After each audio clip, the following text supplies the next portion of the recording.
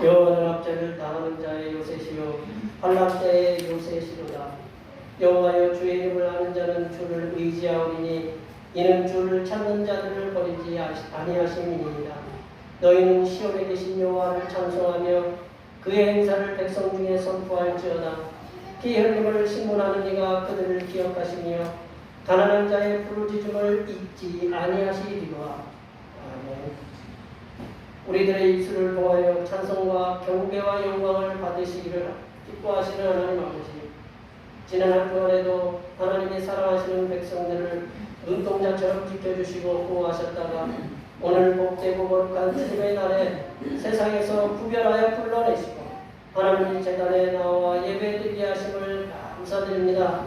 이 예배가 하나님을 기쁘시게 하는 거룩한 참 예배가 되게 하시고 예배를 드리는 하나님의 백성들의 심령을 가난하게 하시사 하나님의 말씀을 아멘으로 화답하는 귀한 시간이 되게 하여 주시옵소서.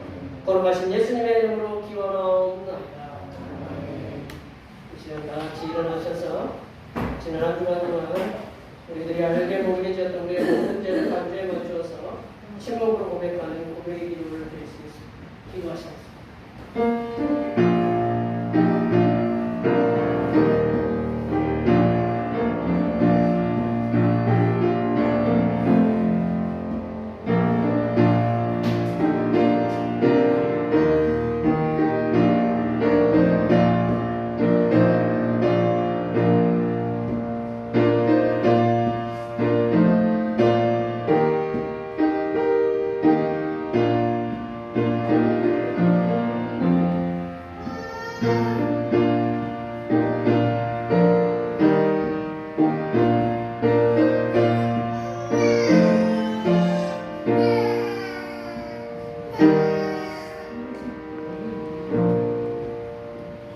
우리 하나님께서는 진심으로 죄를 고백하는 사람들에게 그 죄를 용서하기로 약속하셨습니다.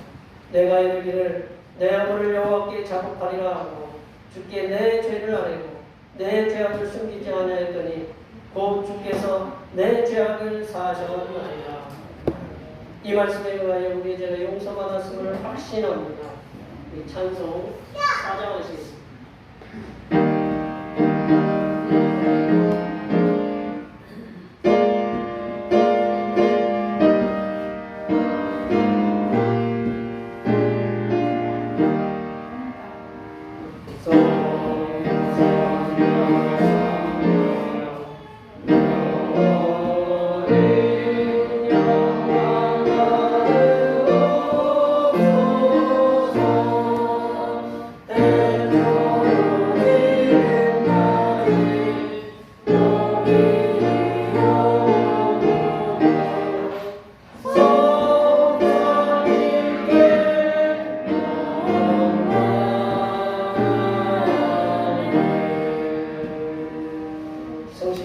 교동문 57번 시편 130편입니다. 성시교동은 교동문 57번 시편 130편입니다. 여호와여 내가 깊은 곳에서 주께 부르짖었나이다. 주여 내 소리를 들으시며 나의 울리는 소리에 이를 기울이소서. 여호와여 주께서 죄악을 지켜보실진대 주여 누가 세리까.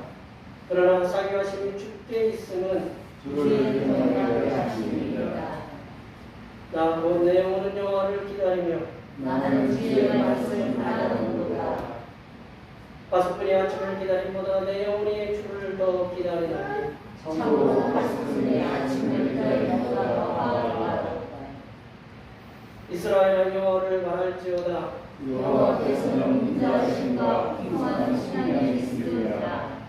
그가 이스라엘을 위해 모든 지역에서 승리하시리로다. 아멘. 사도신경 우리의 시간을 하나님 앞에 고백하시겠습니다. 나는 전능하신 아버지 하나님 천지의 창조주를 믿습니다.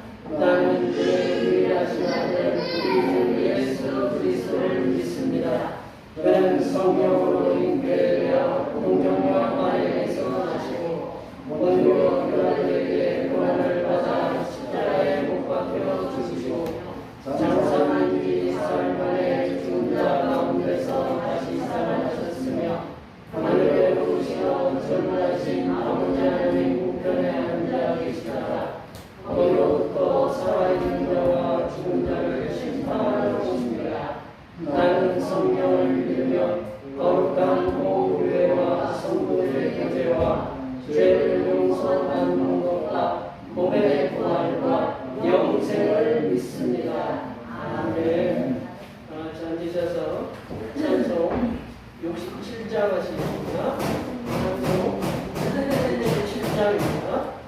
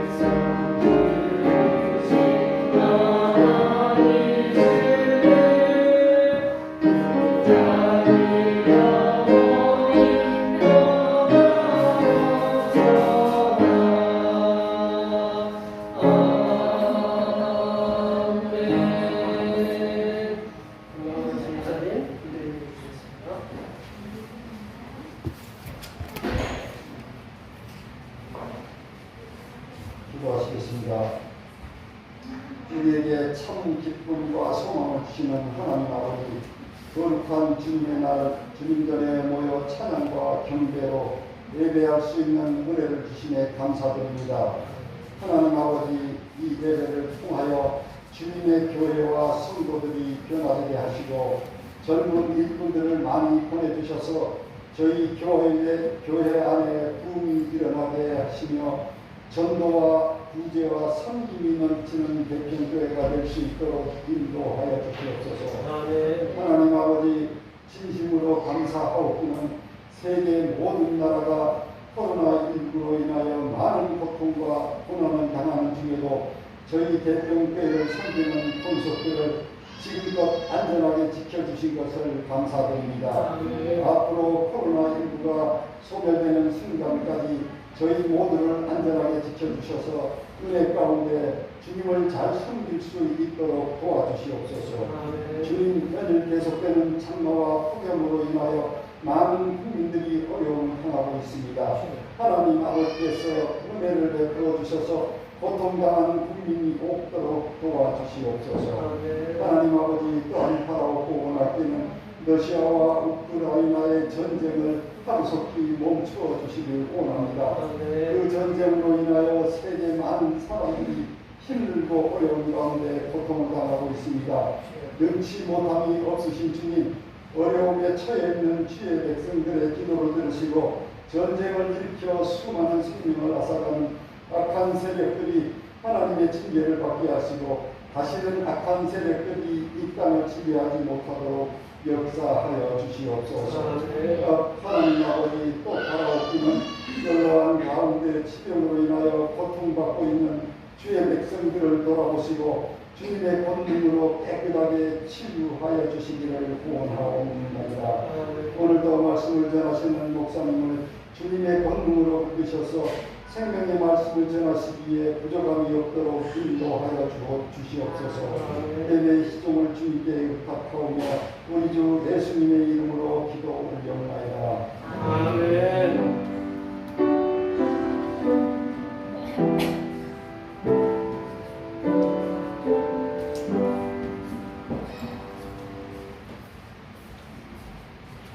주님께서 가르치신 기도하시겠습니다. 하늘에 계신 우리 아버지, 아버지의 이름을 거룩하게 하시며 아버지의 나라가 오게 하시며 아버지의 뜻이 하늘에서와 같이 땅에서도 이루어지게 하소서. 오늘 우리에게 용할 양식을 주시고 우리가 우리에게 잘못한 사람을 용서하여 준 것 같이 우리 죄를 용서하여 주시고 우리를 시험에 빠지지 않게 하시고 악에서 구하소서. 나라와 권능과 영광이 영원히 아버지의 것입니다. 아멘. 오늘 우리에게 주신 하나님의 말씀은 구약성경 사무엘상 17장 32절입니다. 구약성경 사무엘상 17장 32절부터 49절 말씀입니다. 구약성경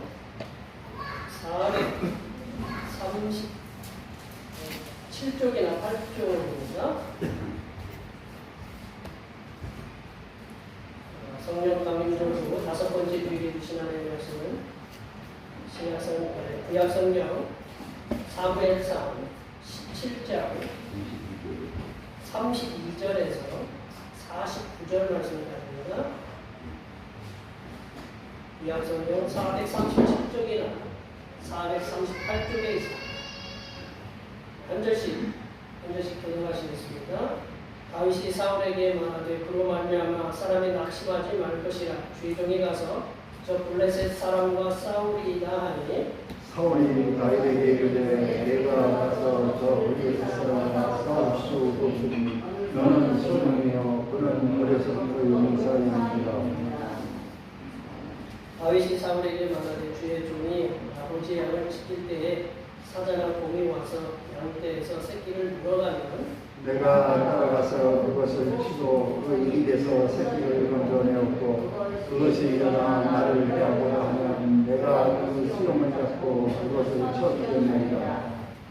주의 종이 사자와 곰도 쳤은즉 살아계시는 하나님의 군대를 모욕하는 이 할례 받지 않은 블레셋 사람이니까 그가 그 짐승의 하나와 같이 되리이다.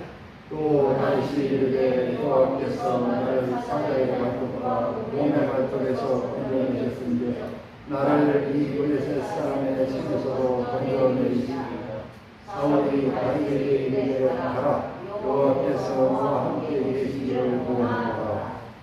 이에 사울이 자기 군복을 다윗에게 입히고 노투구를 그의 머리에 씌우고 또 그에게 갑옷을 입히매 다윗이 칼을 군복에 쳐서는 익숙하지 못함으로 시험적으로 걸어보다가 말하되 익숙하지 못하니 이것을 입고 걷지 못하겠느니라.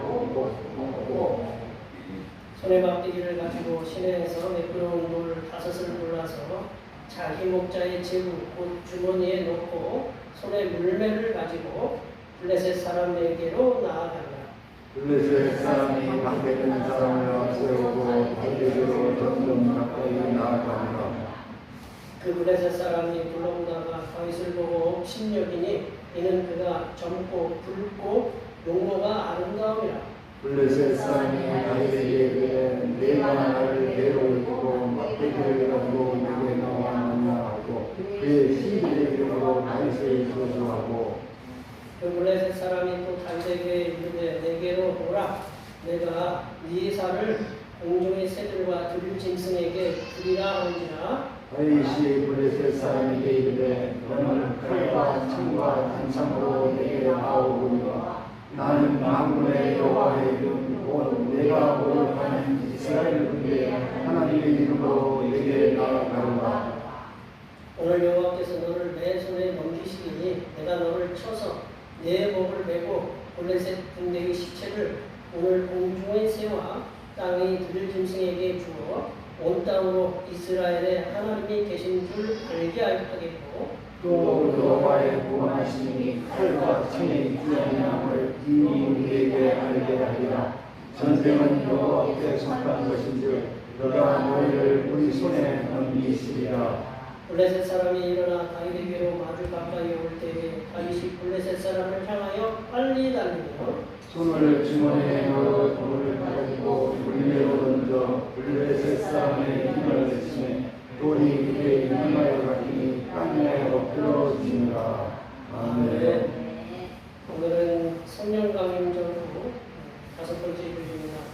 우리가 처한 삶의 다양한 위기 상황 가운데서도 선한 길을 인도하시는 성삼위 일치 하나님께 항상 감사하시기 바랍니다. 매주일 찬양 예배는 우리 권사님들과 여러분들의 도움의 손길로 오후 1시에 찬양 예배 드립니다. 감사합니다.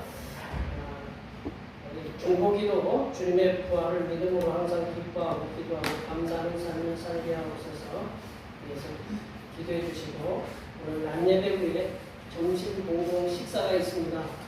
오늘은 먹을 게 많아요. 그냥 가면 섭섭하니까 뭐 하여튼 배로 채우시든지 손으로 들고 가시든지 하여튼 오늘 다 저기 있는 거는 다 저기 하셔야 돼. 아셨죠? 대답들이 있으셔야 돼요. 그러니까 다 저기 하셔야 됩니다. 우리 이렇게 여기 에어컨을 열심히 틀어놔도 제가 생각하는 만큼 시원하지가 않아요. 날씨가 그만큼 덥다는 얘기인데 이 더운 날 또 내일부터 또 비가 온다는 얘기도 있고 그러는데 이 장마 우리 집사님이 그냥 조목조목 기도를 열심히 하셨는데 이 기도대로 좀 이루어지면 세상이 참 좋은 세상이 될 거예요. 그런 세상이 올 수 있도록 우리 성도님들 뭐 직장에도 있고 뭐 가정도 있고 사업도 있고 또 건강 우리 집사님이 기도해준 건강의 문제도 있고 여러 가지 우리들의 삶의 모든 문제 자녀들 또한 여러 가지 부딪히는 문제들이 있을 텐데 하나님께서 여기 앞에 뒤에 계신 분들 나만 자녀가 있는 게 아니고 내 뒤에 계신 분들도 자녀가 있고 그때 건강 때문에 걱정을 하니까 앞에 옆에 뒤에 계신 분들 하나님께서 건강도 주시고 자녀들 잘 되게 하시고 사업도 직장에서도 형통할 수 있도록 하나님 도와주시옵소서. 많이 많이 축복해 주시기 바랍니다. 축복합니다.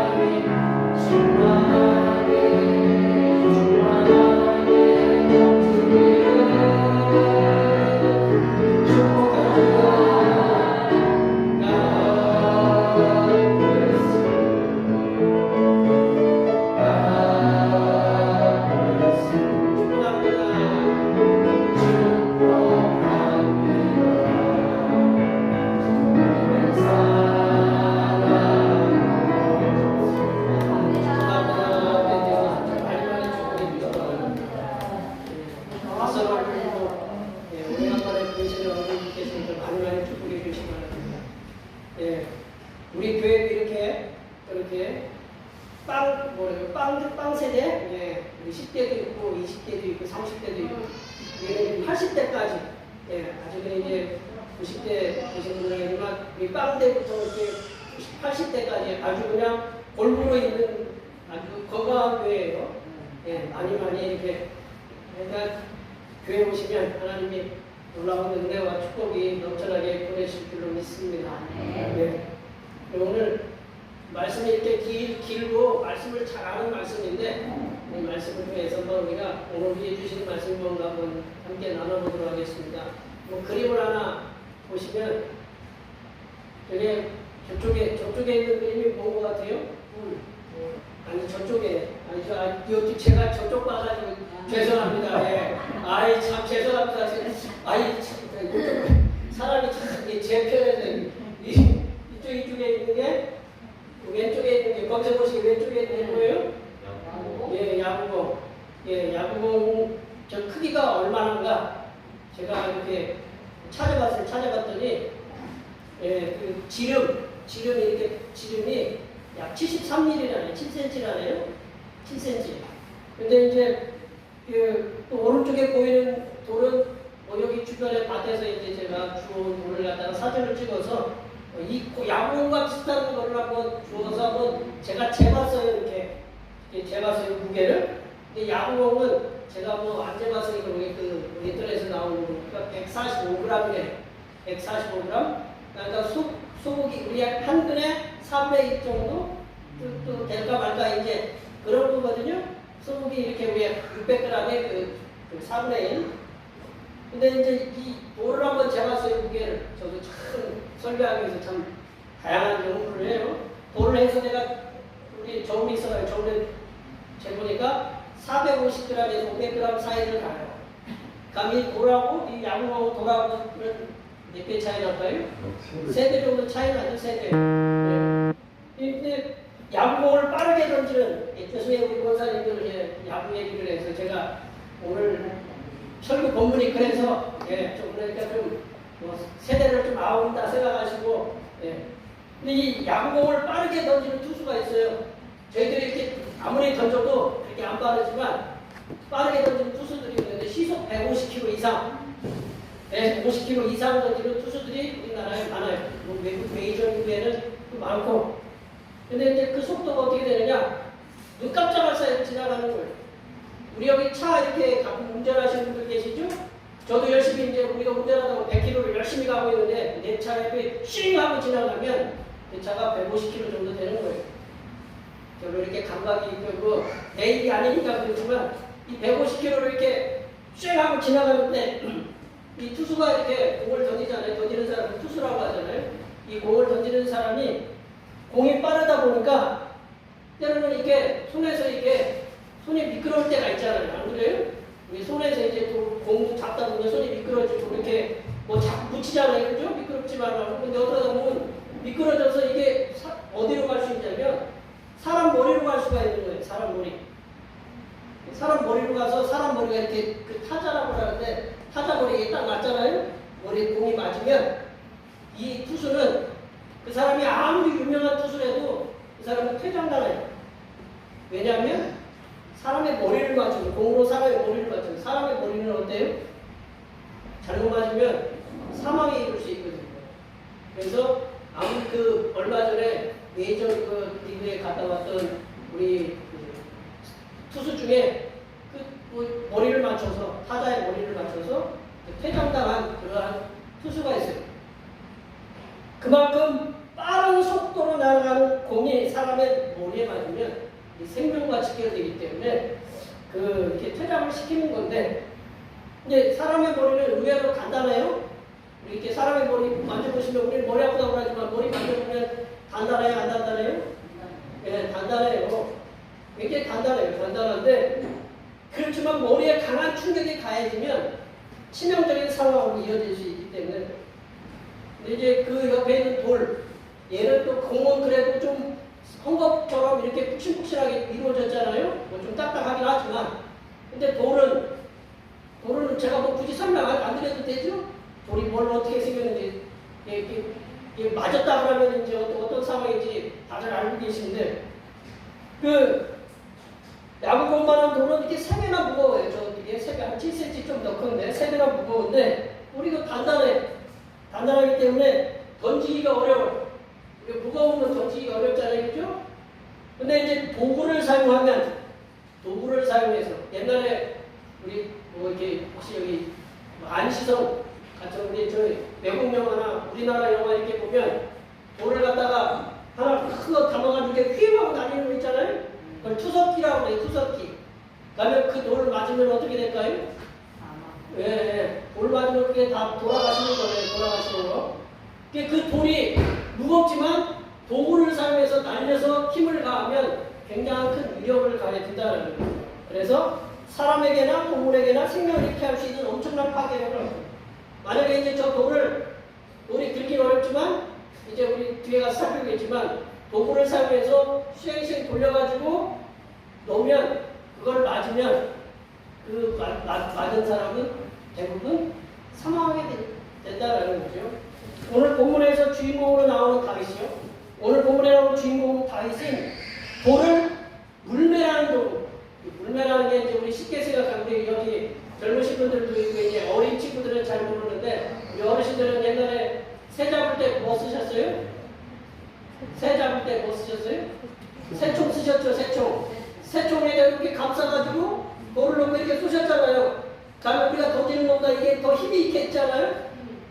새총이랑 똑같은 거예요. 이렇게 돌을 갖다가 좀 큰 거를 갖다가 이렇게 손에다가 헝겊에다 이렇게 묶어가지고 담아가지고 올려가지고 손을 놓으면 이 돌이 날아가가지고 맞으면 뭔 얘기인지 이해가 가셨죠? 예. 뭔 얘기 좀 이해 가시죠? 네. 예. 오늘 그 주인공 다윗은 돌을 불매라는 도구를 이용해서 양을 해치러 오는 그런 사자나 공을 부딪혔다고 해요. 우리 34절, 35절 중간절 말씀까지 한번 읽어볼까요? 우리 저기 있는 말씀까지 다 같이 읽어보겠습니다.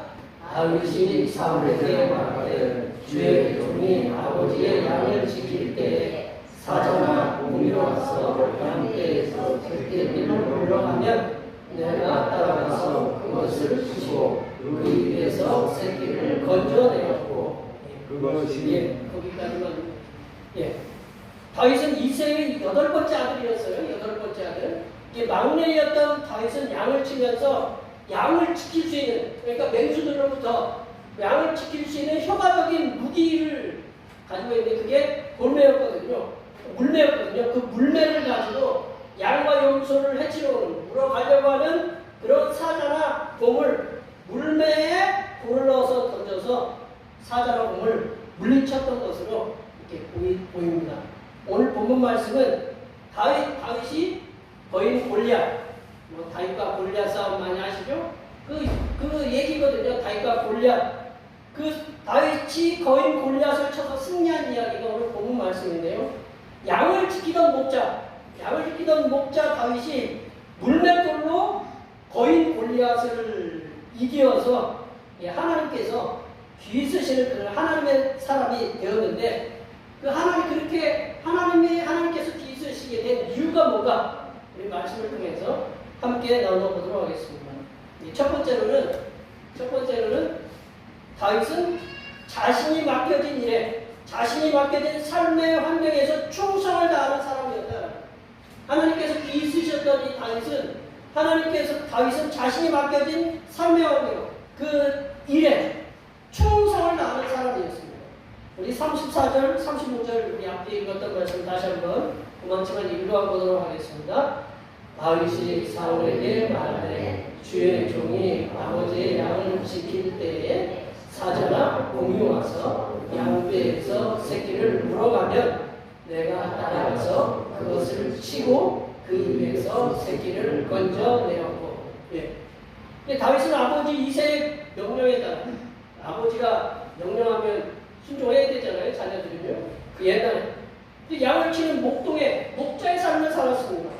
양과 염소를 지키는 목자의 삶은 굉장히 고대요. 낮에는 뜨겁고 밤에는 춥고 잠도 제대로 자기 어렵고 그렇다고 그렇게 칭찬을 받지를 못했던 것으로 이렇게 보여요. 하지만 다윗은 밤낮으로 자신에게 맡겨진 그 양과 염소를 지키기 위해서 아버지나 형들이 보지 않아도 열심히 수고했다라는 거죠. 그리고 다윗은 양과 염소를 잡아먹기 위해서 호시탐탐 노리는 늑대, 그리고 사자, 곰, 이리 그런 것들을 물리치기 위해서 부단한 노력을 했던 것으로 보인다. 우리들이 말로 들어서 이제 다윗이 사자를 만났다, 곰을 만났다, 늑대들을 만났다, 그래서 그것들을 물리쳤다. 그러니까 내 일이 아니니까 좀 편해 보이시죠, 그죠? 저희들 이렇게 지나가다가 개 무서운 게 있잖아요, 무서운 개들. 하면 어떻게 해요? 무섭죠? 그러면 별로 안 무서우세요?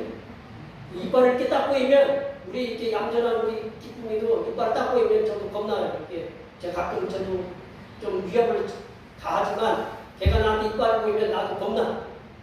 이빨을 보면 굉장히 겁나거든요. 사자나 곰이나 그 늑대 같은 경우 이빨로 다녀들면 어렵거든요. 내 얘기가 아니니까 남 얘기니까 다윗 얘기니까 그냥 편하게 들으셨지만 실제 상황으로 다윗 사자가 양들을 잡아먹으러 왔다. 그러면 어떡할까요? 내가 가서 물리쳐야 되겠다. 용기 100배에서 그러기 전에 제가 먼저 하나님 앞으로 갈 수 있는 그런 상황들이 오겠죠. 근데 다윗은 물리쳤다라는 거죠. 다윗 곰을 물리치고 사자도 물리치고 그 현장에서 맞닥뜨려서 1대1로 맞닥뜨려서 사자가 얼마나 큰지 곰이 얼마나 컸는지 늑대가 몇 마리 왔는지 저희들이 알 길이 없지만 나중에 이제 천국에 가서 다윗을 만나서 그 물리쳤던 곰이 얼마나 큰 건지 한번 여쭤보면 되겠지만 그 상황이 얼마나 심각한지에 대해서 우리가 알 필요 없다는 거죠. 그런데 목자의 고단함을 단편적으로 말씀해 주신 분이 누구냐? 예수님이다.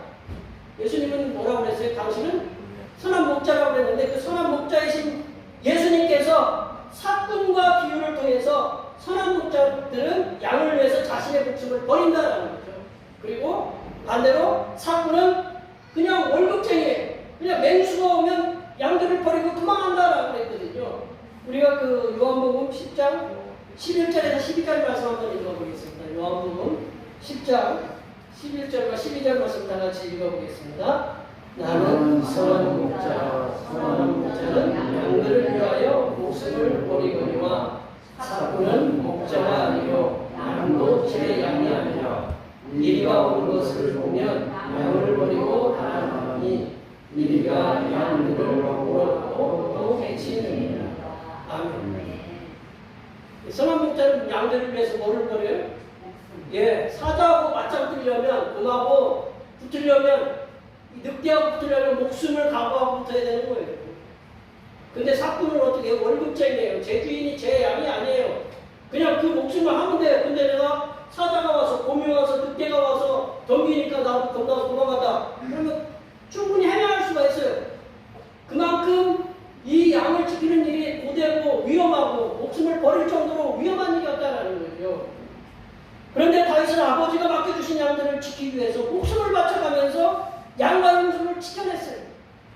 다윗이 양과 염소를 지킬 수 있었던 가장 큰 무기는 뭐냐? 바로 이 물매였다는 거죠.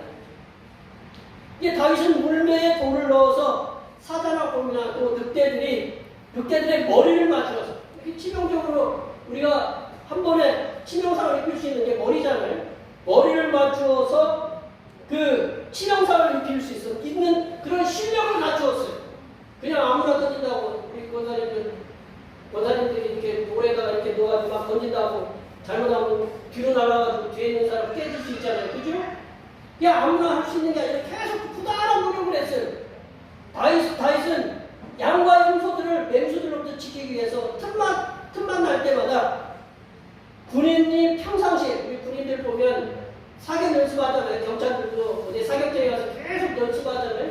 그 연습을 하는 것처럼 끊임없이 물매에 돌을 넣어서 저 앞에 있는 목표물을 놓고 계속 던졌다가 던지기 연습을 했다는 거죠.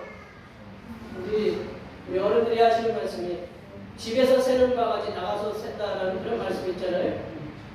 그거를 그냥 보면 좀 나쁜 얘기로 하잖아요. 부정적인 평가를 말로 하지만 좋은 의미로 볼 때는 내게 맡겨진 삶의 현장에서 최선을 다한 사람, 내가 집에서든지 직장에서든지 그런 그 사업터에서든지 최선을 다하는 다른 사람은 다른 삶의 현장, 내가 꼭 여기에만 삶의 현장이 있는 게 아니라 또 다른 삶의 현장에서도 놀라운 결과들을 만들어낸다라는 말씀으로 이해할 수 있다라는 거죠.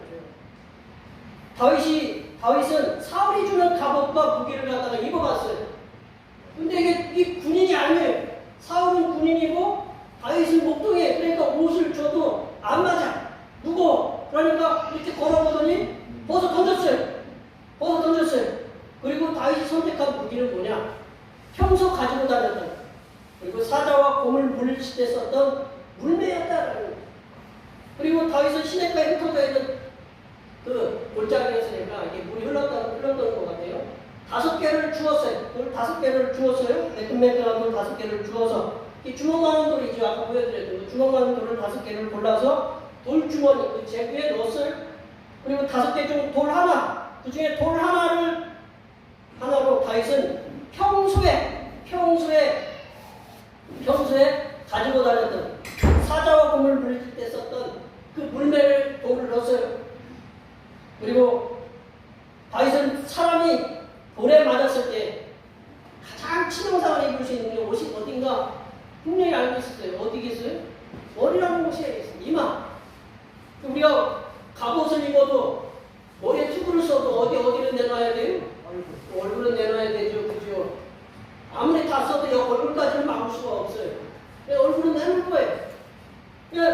그 5개 돌 중에 그 돌 하나로 다윗은 평소에 사자나 곰이나 늑대나 이리를 맞춘다는 그 심정, 오늘 그 말씀에 있잖아요. 몇 절에 그게 있었나요? 우리가 36절 끝에 보면, 36절 성경 가지고 계신 성경 36절에 보면 그가 그 짐승의 하나와 같이 되리라. 그러니까 그 목표물이 골리앗이 아니라, 거인 골리앗이 아니라 사자나 곰이나 늑대나 일일이 하나라고 생각하고 그걸 이제 열심히 물매를 돌린 거예요. 다윗은 그 사람이 돌에 맞았을 때가 치명적인 부분, 계속 그 부분을 보면서 돌리면서 날렸는데 이게 돌이 날아갈 때 속도가 어느 속도냐면 160km 정도 된다고 해요. 160km. 우리가 안 재봤지만 어떤 분들이 던져서 재봤겠죠? 던져서 이제 160km 정도 차 다닐 때 한번 160km를 한번 다녀보세요. 얼마큼 속도가 빠른지. 안 보여요. 160km 다니면. 그 160km 속도로 다니는데 초속으로 따진 분들 계시더라고요. 1초에 몇 미터 가느냐? 35m 가는 거예요. 1초에 35m. 우리 바람 불 때 초속으로 따지잖아요.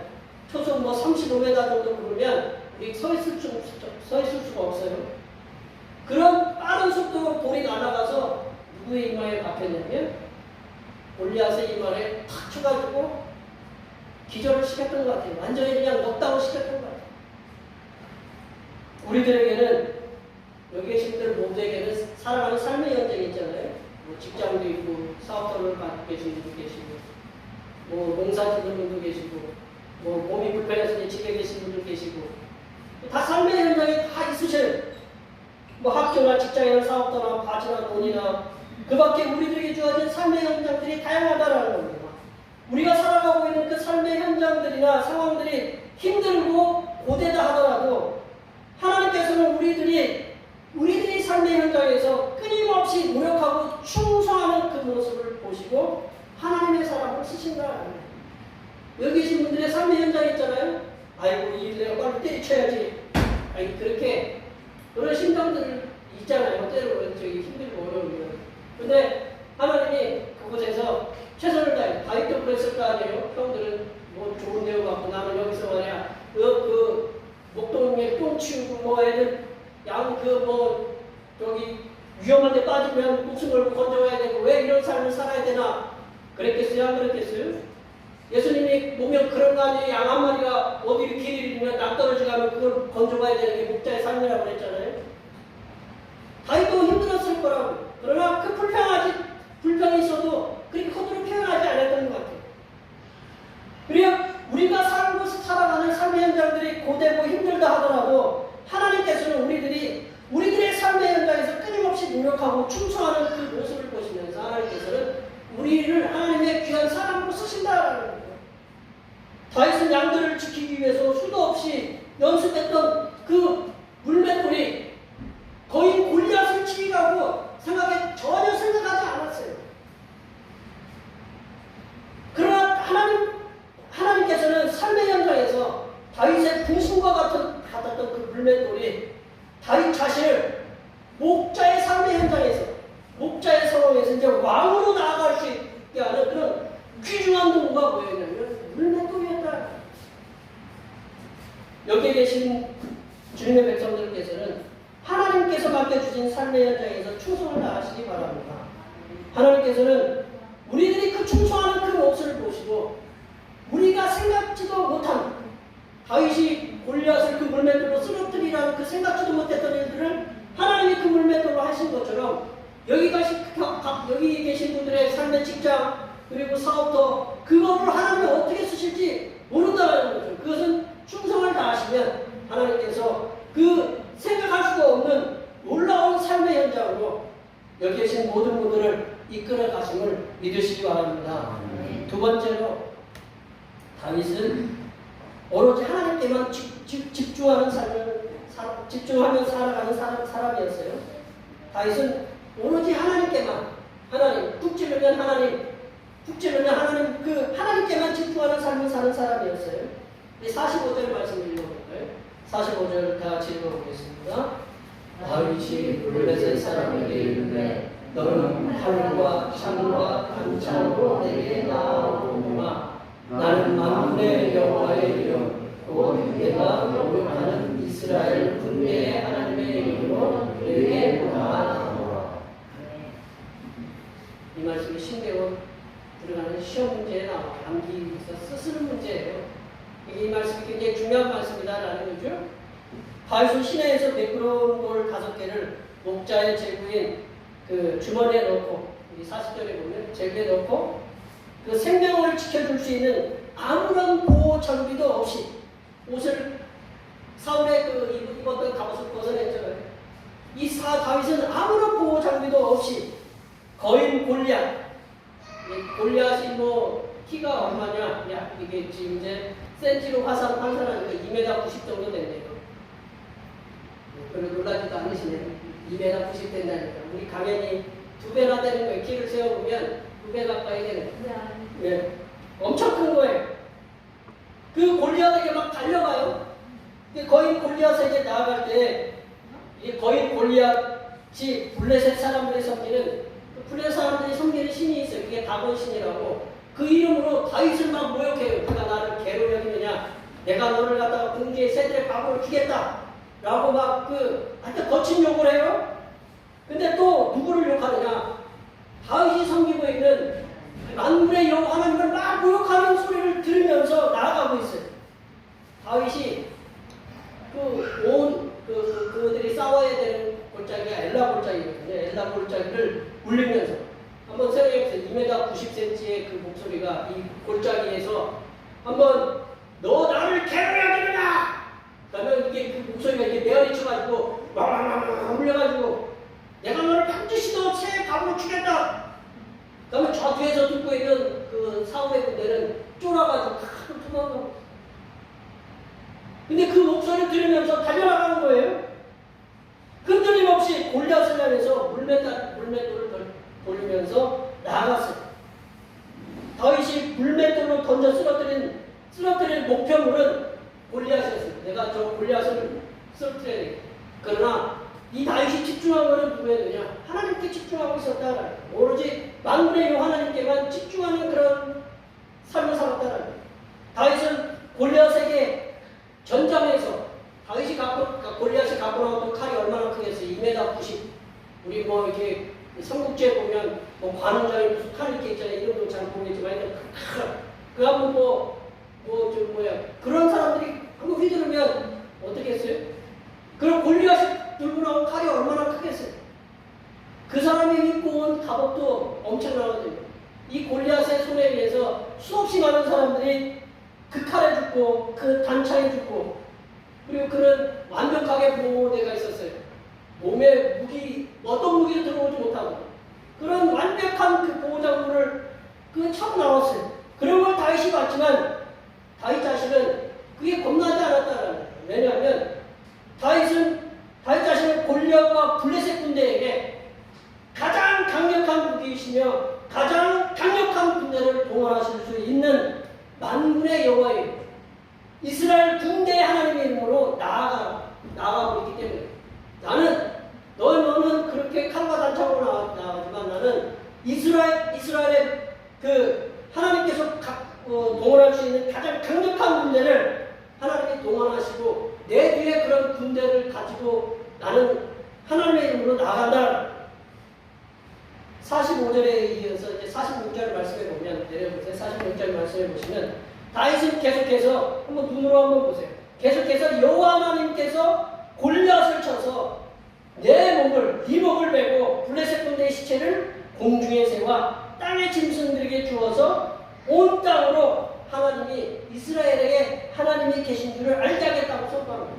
여기서는 다윗을 갖다가 새 먹이를 주겠다고 했는데 다윗은 한술 더 떠서 너와 블레셋 군대 모두를 짐승의 밥을 주겠다고 이렇게 아주 그냥 크게 선포하고 나간다라는 거죠. 그리고 47절 말씀에 보시면 내려보시면 다윗은 여호와 하나님의 구원하심이 여호와 하나님의 구원하심 저 얘기 들어보면 저 어디 많이 들어봤던 거 아니에요? 전쟁은 하나님께 속한 것이니 죄송합니다. 찬양은 제가 와서 부르려니까 잘 생각이 안 나요. 전쟁은 하나님께 속한 것이다라는 거죠. 사람에게 속한 것이 아니라 하나님께 여호와의 구원하심이 칼과 창에 있지 아니하고 전쟁은 사람에게 속한 것이 아니라 여호와 하나님께 속한 것임을 분명히 고백하고 있다라는 거죠. 다윗이 골리앗의 키와 그리고 그가 입고 있던 그런 보호장비, 그가 가지고 있던 무시무시한 외형적인 것들에게 주눅이 들지 않고 승리할 수 있었던 것은 지금 45절, 46절, 47절 우리가 읽어봤던 그 말씀을 통해서 다윗이 선포한 것처럼 다윗은 모든 군대를 동원할 수 있으시는 그 만군의 여호와 하나님, 이스라엘의 군대 하나님께 집중하였기 때문에 그것이 가능하였습니다. 우리 사람은요, 저도 키가 큰 것이 큰 게 소원이었는데 그렇지 못해가지고 여기 앞에 집사님하고 우리 형제님들 보면 제일 부러워요. 예. 그래서 저는 제 소원이 우리 집에서 키가 제일 작은 거예요. 은행이 진짜 모르시고 있죠. 막내도 저보다 키가 더 크고 다 컸으면 좋겠어요. 우리 막내만 남았어요. 사람은 되게 그 사람을 겉으로 보이는 사이즈로 평가를 해요. 크기로 판단을 해요. 저 사람의 키, 그리고 외모, 뭐 물질을 얼마나 가졌는지, 권력을 얼마나 가졌는지, 지식이 얼마나 있는지, 어떤 명예를 갖고 있는지. 그런데 하나님께서는 사람의 겉에 있는 외형도 중요하게 보시지만 그 무엇보다도 중요하게 보시는 것은 그 사람의 중심에 무엇을 붙잡고 있는가, 무엇에 집중하고 있는가를 보신다는 겁니다. 비록 겉으로 보기에는 초라해 보이고 궁색해 보여도 그가 하나님을 집중해서 붙잡고 있고 하나님의 말씀을 온전히 실천하려고 애쓰며 그 입술에서 하나님께서는 천능하신 하나님이십니다. 하나님께서는 사랑의 하나님이십니다. 하나님께서는 우리를 가장 좋은 길로 인도하십니다. 나는 그 하나님에 대한 신실한 고백과 충성심이 강한 그런 충만한 사람들을 쓰십니다. 다윗은 삶의 현장에서 열심히 일하던 복장 그대로 갔어요. 아버지가 야, 너 빨리 와라. 와서 형들이 어떤 상황인가 가봐라. 그러면 옷을 갖다 뭐 갈아입고 좀 이렇게 챙기고 간 게 아니고 그냥 그 물매 옆에다 차고 옷 그대로 그냥 목동의 옷으로 그냥 갔어요. 전쟁터에 간 거예요. 근데 사람들이 보기에 보세요. 이게 다들 저 군복을 입고 있는데 저렇게 목자에 초라한 옷을 입고 오는 그 다윗의 행색이 썩 좋지 않았을 것이다라는 거예요. 그렇게 보기에 그 군인들이 보기에 아이고 제가 어디서 뭐 이렇게 하다가 저렇게 궁색한 복장으로 오느냐 그런 생각했을 거예요. 초라한 옷과 낡게 보이는 그 물매가 사람들에게는 큰 걸림돌이 되었겠지만 하나님께서는 삶의 현장에서 충성한 그 모습 그대로의 모습으로 하나님께 집중한 삶을 살았던 다윗을 하나님께서는 크게 쓰셨다. 하나님의 사람이 하나님께 집중하는 삶을 살려고 애쓰고 몸부림치신다면 하나님께서는 그 어여쁜 모습을 보시고 보시고 감동을 받으셔서 반드시 하나님께서 우리들이 상상하지 못하는 일들을 우리들이 감당하시게끔 하심을 믿으시기 바랍니다. 말씀을 정리합니다. 하나님께서 귀 쓰시는 사람은 하나님께서 맡겨주신 삶의 현장에서 비록 몸이 힘들고 마음에 고통이 있다 하더라도 그 자리에서 충성을 다하는 사람을 하나님께서 쓰십니다. 또한 하나님께서 귀하게 쓰시는 사람은 세상에서 인정하는 외모에 끌려다니는 사람이에요. 그런 사람이 아니라 여러 가지 어려운 삶의 환경 속에서도 맡겨진 일에 충성하시면서 하나님을 집중하여 섬기면서 하나님만을 의지하면서 사는 그런 사람을 하나님께서 쓰십니다. 여기에 모여 예배하시는 모든 주님의 백성들께서는 하나님께서 맡겨주신 삶의 현장에서 충성을 다하시고 하나님께만 집중하시는 삶을 사시면서 하나님께서 베풀어 주시는 놀라운 은혜들을 체험하시면서 사시는 하나님의 귀한 자녀들이 되시기를 간절히 축원합니다. 기도하시겠습니다. 하나님 아버지, 우리 자신들이 하나님께서 귀 쓰시는 하나님의 자녀들이 될 수 있도록 하나님께서 맡겨주신 삶의 현장에서 충성하며 최선의 삶을 살게 하시고 외형을 중시하는 세상을 바라보는 삶이 아니라 믿음으로 나아가는 자에게 복을 넘치도록 주시는 하나님께만 집중하는 삶을 살도록 인도하여 주시옵소서. 거룩하신 예수님의 이름으로 기도하옵나이다. 아멘. 오늘 우리 주신 하나님 말씀 생각하시면서 찬송 543장 하시겠습니다. 찬송하시면서 준비하시면 하나님께 드리겠습니다.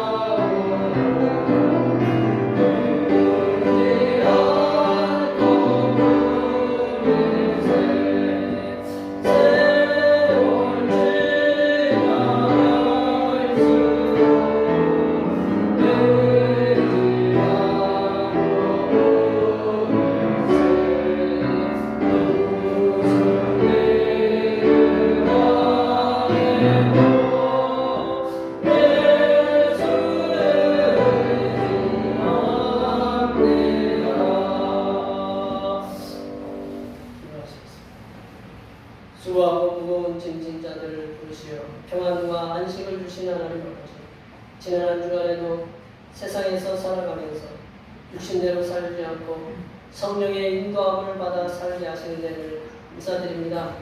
주님의 복된 날에 저희를 세상에서 불러내시고 하나님의 제단에 먼저 몸과 마음을 드리게 하시고 또 주신 물질 중에 일부를 구별하여 예물을 드리게 하시니 감사를 드립니다. 바친 예물을 기쁘게 흥량하여 주시옵소서. 하나님 아버지, 지난 한 달을 함께 주시는 대로 몸이 비록 고단하였지만 수고하여 얻은 소득이 있게 하시니 감사합니다. 소득의 열의 하나를 마음을 모아 드립니다. 기쁘게 받아주시고 통장의 은혜를 부어주시어서 쌓을 곳이 없는 은혜로 채워주시고 지갑에도 물질이 마르지 않는 은혜로 채워주시옵소서. 하나님 아버지, 범사에 감사하는 마음으로 감사의 은혜를 드립니다. 무더위와 장마의 위험에서도 지켜주시는 은혜에 감사하여 감사의 은혜를 드립니다. 여러 가지 모양으로 드린 감사의 예물이 함께 하시다 범사가 잘되고 형통하는 은혜가 임하게 하시고 막혔던 문제들이 열려지고 해결되는 역사가 일어나게 하여 주시옵소서. 하나님 아버지, 오늘도 한결같은 마음으로 주님 앞에 주일원금을 드립니다. 이 한 주간도 주님께서 선하게 베풀어 주시는 사랑하심과 은총의 역사 가운데 복된 길로 인도하여 주시옵소서. 이 땅의 영혼의 구원을 위해 선교원금을 드립니다. 대평교회의 영혼을 구원으로 인도하는 역사가 이 지역을 넘어 세계로 확장되는 은혜가 있게 하시고 바친 손길들의 삶이 더 풍성하게 손귀하는 은혜가 임하도록 물질의 복을 부어 주시옵소서. 주님께서 이 땅에 보내주신 생일을 맞이하여 생일원금을 드립니다. 다가오는 명년의 생일까지도 건강하고 복되게 지켜 주시옵소서. 하나님 아버지, 주님의 몸된 교회를 위하여 헌신하고 봉사하는 손길들의 수고를 기억하여 주시사 하늘로부터 내려주신 은혜가 충만하게 임하도록 도와 주시옵소서. 찬양봉사로, 주방봉사로, 홍동위원으로, 재정위원으로, 안내위원으로, 교회 청소로, 교회의 남모르게 주님을 위하여 수고하는 여러 손길들을 위해 이 땅에서 하나님께서 보여주시는 새로운 비전들을 보게 하시고 이 땅에서 바라고 소원하는 모든 기도의 제목들이 다 응답받는 역사가 일어나게 하여 주시옵소서. 거룩하신 예수님의 이름으로 기도하옵나이다.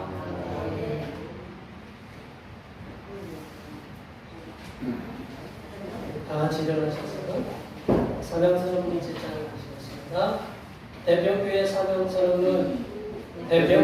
사명은 하나님께서 우리와 함께 하시는 절대 믿음과 우리 가족을 사랑으로 구원하여 주심과 교회를 부흥시켜 주심을 비전 삼아 지역과 나라와 세계에 소금과 빛의 사명을 감당하는 것입니다.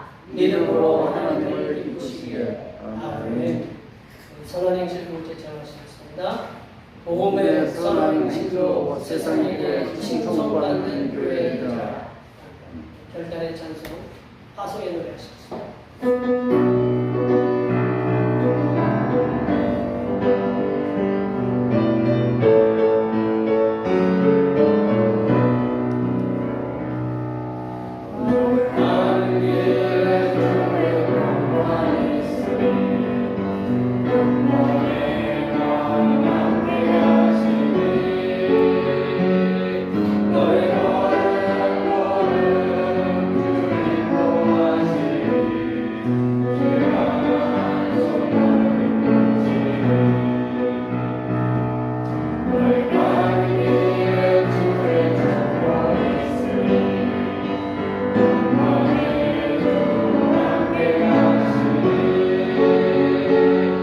내가